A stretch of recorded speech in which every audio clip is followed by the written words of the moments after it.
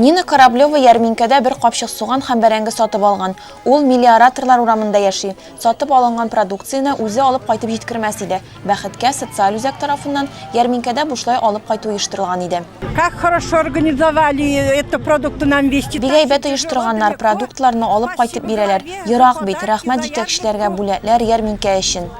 Очень много таких случаев, то что бабушки Олы яшьтәге питрәчләр ярминкәләрдә зуррак күләмдә бәрәңге, кишер, суган алып каласылары килә. Транспортлары еш кына булмый. Шуңа без бушлай алып кайту ярдәмен оештырдык.